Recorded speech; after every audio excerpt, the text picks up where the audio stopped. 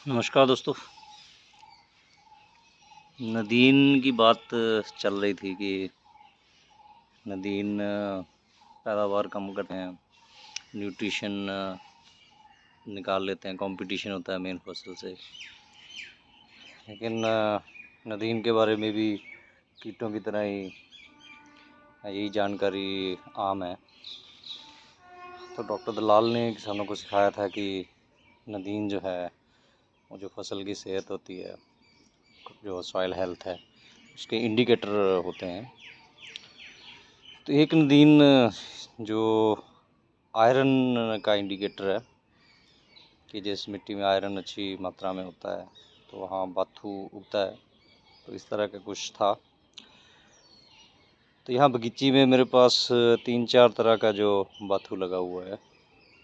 उसमें ये तो जो बहुत छोटे पत्ते वाला है, ये बिल्कुल देसी जंगली जिसको बोल सकते हैं, आम उग जाता है कहीं पे भी। तो इसको अब आप देखिए कि बीज आ गए हैं, पूरा ये भरा पड़ा है। ये दूसरा बाथू है जिसको देसी बाथू हम बोल देते हैं। एक थोड़ा गहरे रंग का होता है। तो इसको भी बीज जो है वो आना शुरू हो गया है। तो ये सब जगह आप देख सकते हैं कि इनके बीज आ रहे हैं। तो हम बाथू खाने में भी इस्तेमाल करते हैं और ये मल्चिंग के भी काम आता है। और ये एक अलग तरह का बाथू है।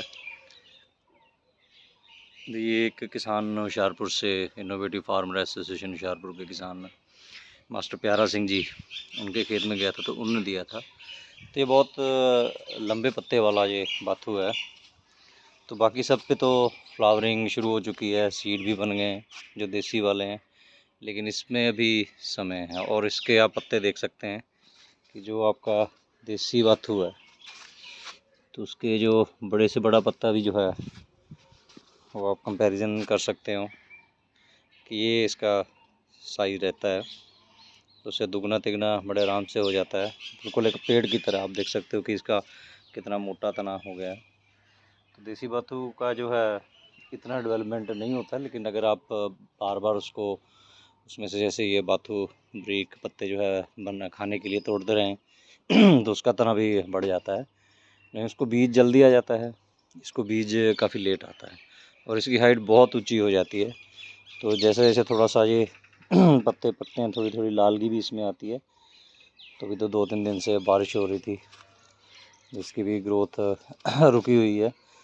तो अभी गर्मी होगी तो उसके बाद जो है ये बाथू भी बढ़ने लगेगा। बहुत सारी इसमें से भी ब्रांच निकलती हैं, तो 8-10 फीट तक जो बड़े आराम से चला जाता है।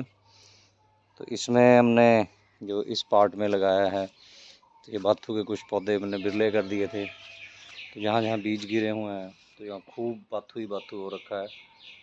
तो ये हम इस्तेमाल भी करते हैं डेली और अभी कुछ पौधे जो हैं कल जलंधर मंडी में देंगे किसानों को, ताकि वो भी इसको प्रोपेगेट करें। काफ़ी इसके पांटे हैं। तो इसके नीचे यहाँ पे ये लोबिया की बेल लगाई है। ये लोबिया बेल वाला है जो क्रीपर है। 2 तरह के लोबिया होते हैं, एक जो है बुश टाइप होता है, पौधा टाइप होता है, और एक जो है वो वाइन टाइप होता है, वेल टाइप होता है जो बढ़ता है। तो ये दीवार के इस तरफ इसको सपोर्ट के लिए ये बाथू के पौधे मिल गए, और दूसरी साइड ये कड़ी पत्ता का पेड़ है तो इसको अभी थोड़ी काट छांट कर देंगे। इस पर भी फ्लावरिंग आ गई है यहाँ पे और पौधे नहीं हो तो ये फूल जो है वो काट दिए जाएंगे, ताकि यहाँ पे और पौधे नहीं गिरें। और फेंस में जितने भी पौधे हो जाएं उसमें कोई दिक्कत नहीं है। तो इस तरीके से यहीं पे एक ही जगह पे आप देखो, कड़ी पत्ता है उस पर बेल चढ़ जाएगी, ये बाथू है उस पर बेल चढ़ जाएगी, बाथू के पत्ते भी खाते रहेंगे। तो फड़ियाँ जो हैं उनको भी मज़ा आता है कि वो ऊपर चढ़ते हैं, एक एंटरटेनमेंट उनका होता है। अच्छी सनलाइट पड़ती है तो फड़ियाँ भी ज़्यादा लगेंगी, नीचे जो है बिखरेगा नहीं सिस्टम ये इसी के नीचे आप देख सकते हैं ये गर्मियों की पालक है, ये लगी हुई। इसको भी जैसे ये 3 फीट के करीब बेल लगाई थी, एक बेल और लगानी है अभी। तो बीच में इसके पालक हम लगा देंगे, तो पत्ते वाली पालक भी यहीं पे चलती रहेगी, बाथू भी यहीं चलता रहेगा, और फड़ियाँ भी मिलेगी, कड़ी पत्ता तो है ही। तो इस तरीके से प्लानिंग की जा सकती है। ये चीज़ें जो कड़ी पत्ता की फेंसिंग है वो आप खेत की बाउंड्री पे कर सकते हैं, उसको काट छाँट करके हाइट बढ़ने से रोक सकते हैं। और पूरे खेत के चारों तरफ जो है इसी तरह से आप जो है जो कद्दू जाति की सब्जियां, बेल वाली सब्जियां हैं वो लगा सकते हो। तो वो एक फेंस ऐसी होगी जिससे आप कमाई कर सकते हो, अच्छी कमाई कर सकते हो।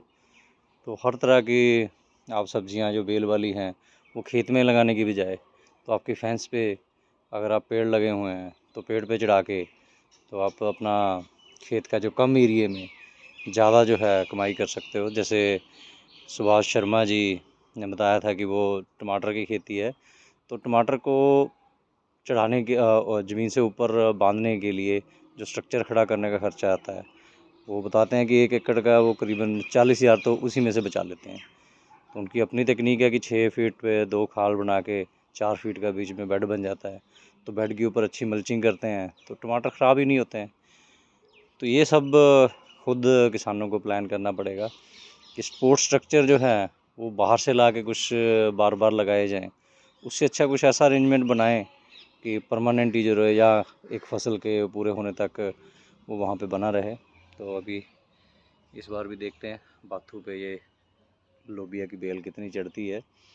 तो ऐसे बाथू की आप देख सकते हो कि कितनी सारी किस्में हैं। तो यहाँ पे अगर प्रॉपर मैं जितना देखा कि 3 से 4 किस्में हैं बाथू की जो लगी हुई हैं। तो उनके बीज जो होते हैं ये भी पौष्टिक होते हैं। तो मैंने पटियाला में जब रह रहे थे तो वहाँ पे एक दुकान में बाथू के बीज के लड्डू जो हैं वो भी हमने खाए थे। तो बाथू से भी प्रोडक्ट बन सकते हैं, बाथू की ही खेती हो सकती है और लंबा समय। पहले देसी का टाइम आ गया, देसी के बाद ये दूसरी किस्म जो है तो इसका टाइम आ जाएगा, तो ये काफ़ी लंबा चलेगा। तो ये बाथू जो है अभी हमने चौड़ाई की बिजाई कर दी है, तो जब चौड़ाई आगे आएगी 1 डेढ़ 2 महीने बाद तो ये बाथू का जो पौधे हैं यहाँ पे बने रहेंगे। तो ये जो है उसमें साग जो बनेगा चौड़ाई का तो उसमें हम बाथू के पत्ते भी इस्तेमाल करेंगे। तो किसी के पास बाथू नहीं होगा जिनके पास ये वाले पौधे हैं, ये बाथू उन किसानों के पास लगभग सरसों आने तक ये रहेगा। जुलाई अगस्त में जाके निकलता है तो एक आधा महीना आप मानिए कि बाथू नहीं होगा, लेकिन इस किस्म की वजह से आपके पास साल में 8-10 महीने आराम से बाथू की अवेलेबिलिटी रहेगी। सो इसके बीज बहुत सारे किसानों के पास पहुंच चुके हैं, पौधे बहुत सारे किसानों के पहुंच चुके हैं। तो आप पता करके ये लीजिए, इनको बढ़ाइए, इनके बीज तैयार कीजिए। धन्यवाद।